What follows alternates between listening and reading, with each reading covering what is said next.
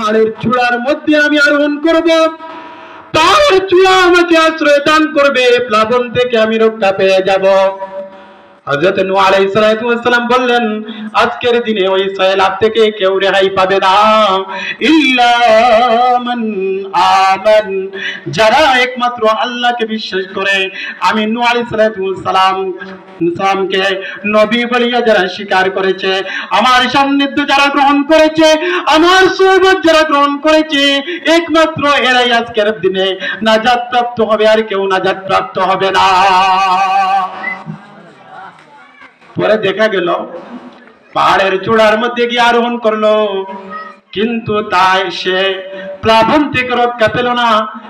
প্লাবন সয়লাব তারে ওই পাহাড়ের চূড়ার মধ্যে গিয়েও একবারে মৃত্যুর মুখে পতিত করে দিল, চিরস্থায়ী সে জাহান্নামের আগুনের লাকড়ি হয়ে গেল। নবীর সান্নিধ্য গ্রহণ না করার কারণে, নবীর ঔরসে নবীর ঘরে জন্ম নেওয়ার পরেও জান্নাতের অধিকারী হইতে পারে নাই। কারণ কি? নবীর সান্নিধ্য গ্রহণ করতে পারে নাই, নবীর সোহবত গ্রহণ করে নাই। কাফির বেঈমান নাস্তিক মুরতাদদের সান্নিধ্য গ্রহণ করেছে, সেজন্য জাহান্নামের আগুনের লাকড়ি হয়েছে, জাহান্নামের অধিবাসী হয়েছে। ঠিক তদ্রূপভাবে বর্তমান যুগেও অনেক মানুষ মুসলমানের ঘরে জন্মগ্রহণ করে নেক সান্নিধ্য গ্রহণ না করার কারণে, আল্লাহ ওয়ালাদের পয়মাশায়ের বুজুর্গদের সান্নিধ্য গ্রহণ না করার কারণে নাস্তিক বেঈমান মুরতাদ হয়ে জাহান্নামের আগুনের লাকড়ি হচ্ছে কিনা? সেজন্য নেককারদের সোহবত গ্রহণ করা প্রত্যেক মুসলমানের জন্য জরুরি।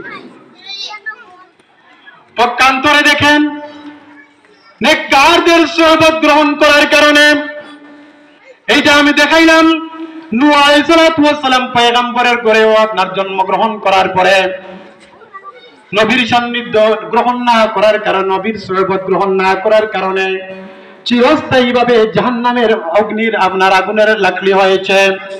পক্ষান্তরে নেককারদের সোহবত গ্রহণ করার কারণে, নেক সান্নিধ্য গ্রহণ করার কারণে আসহাবে কাহফের একটা কুকুর চিরস্থায়ীভাবে জান্নাতের অধিবাসী হয়ে গেছে। সুবহানাল্লাহ বলেন। কেমনে? আমি যে কথাটা দেখাইতে যাচ্ছি, নেককারদের সোহবত গ্রহণ করার কারণে, নেক সান্নিধ্য গ্রহণ করার কারণে, পীর মাশায়েখ বুজুর্গদের সান্নিধ্য গ্রহণ করার কারণে আসহাবে কাহফের একটা কুকুর স্থায়ী বসবাসের জায়গা বানিয়ে নিল। কোনটা? জান্নাত। কেমনে? আসহাবে কাহফের 7 জন যুবক, তারা যে দেশের মধ্যে বসবাস করত, ওই দেশের জালিম বাদশা তাদের উপর জুলুম নির্যাতন শুরু করে দিল। তাদেরকে ইমানের উপর টিকে থাকা তাদের কঠিন হয়ে গেল, ইমানের উপরে টিকে থাকা কঠিন যুবন হয়ে গেল। তখন তারা 7 যুবক তাদের ইমান রক্ষা করার জন্য তাদের দেশ শেষ, তাদের আত্মীয় স্বজন সবাই ছেড়ে তারা আশ্রয়ের স্থান খুঁজলো। আশ্রয়ের স্থান খোঁজার জন্য তারা তাদের এলাকা থেকে যখন রওনা দিল, তাদের পিছন ধরল আসহাবে কাহফের একটা কুকুর। একটা কুকুর ওই এলাকার তাদের পিছনে যাইতেছে। আসহাবে কাহফের ওই 7 যুবক তারা চিন্তা করলো, আমাদের পিছনে কুকুর আসে কেন? না জানি ওই জালিম বাদশা মনে হয় আমাদের পিছনে কোন কুকুর লালাইয়া দিছে, এটা মনে হয় কোন ধরনের গোয়েন্দা। বর্তমান যুগে এমন কুকুর আছে কিনা? নাই। আছে নাই? অবশ্যই আছে। দেখবেন ওই কুকুরের মাধ্যমে আপনার অনেক জিনিস উদ্ধার করে ফেলে। কুকুরকে প্রশিক্ষণ এমন ভাবে প্রশিক্ষণ দেয় যে কোন জায়গার মধ্যে বোম রাখা আছে, কোন জায়গার মধ্যে দুশমন অবস্থান করতে আছে, কুকুরের মাধ্যমে এটা বাহির করতে পারে কি পারে না? আসহাবে কাহফের ওই 7 যুবক তারা ধারণা করলো আমাদের পিছনে মনে হয় ওই জালিম বাদশা তার কোন গোয়েন্দা বাহিনীর একটা অংশ আমাদের পিছনে লাইয়া দিছে। তারা ওই কুকুরটিকে আপনার বারবার তাড়াইয়া দেয়, দাওয়া করে দেয়, বারবার তারা তাড়াইয়া দেয়, বারবার কুকুরটা আপনার তাদের পিছনে চলে। হঠাৎ করে আল্লাহ পাক রব্বুল আলামিন ওই কুকুরের জবানটা খুলে দিলেন। আল্লাহ পাক রব্বুল আলামিন যখন কুকুরের জবানটা খুলে দিলেন, কুকুর বলে, ভাই তোমরা যে জাতকে খুঁজতেছ আমি ওই জাতকে পাইতে চাই। বলে না সুবহানাল্লাহ।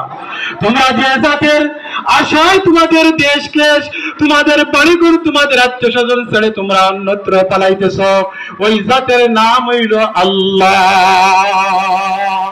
ওই জাতের নাম কি? আল্লাহ। নিজের ঈমান রক্ষা করার জন্য, নিজের ঈমান বাঁচানোর জন্য, জালিমের জুলুম থেকে বাঁচার জন্য, নিজের ঈমানকে হেফাজতের জন্য তাদের এলাকা ছাড়িয়ে যাইতেছে। কুকুর বলতেছে, কুকুরের জবান আল্লাহ রাব্বুল আলামিন খুলে দিলেন। কুকুর বলতেছে, ভাই তোমরা যাকে পাইতে চাও আমিও তাকে পাইতে চাই, তোমরা আমাকে তাড়াইয়া দাও কেন? বলেন না সুবহানাল্লাহ। আল্লাহ পাক রব্বুল আলামিন ওই কুকুর ভালো মানুষের সোহবত গ্রহণ করার কারণে, নেক সান্নিধ্য গ্রহণ করার কারণে, ভালো মানুষের সোহবত, আল্লাহ ওয়ালার সোহবত গ্রহণ করার কারণে আল্লাহ পাক রব্বুল আলামিন ওই কুকুরের আলোচনাটা সূরা কাহফের মধ্যে বর্ণনা করে দিয়েছেন। বলেন না সুবহানাল্লাহ। وَثَامِنُهُمْ كَلْبُهُمْ بَاسِطٌ ذِرَاعَيْهِ بِالْوَصِيدِ। আল্লাহ রাব্বুল আলামিন বলেন, আমার কাছে এই কুকুরটা বড় প্রিয় হয়ে গেল।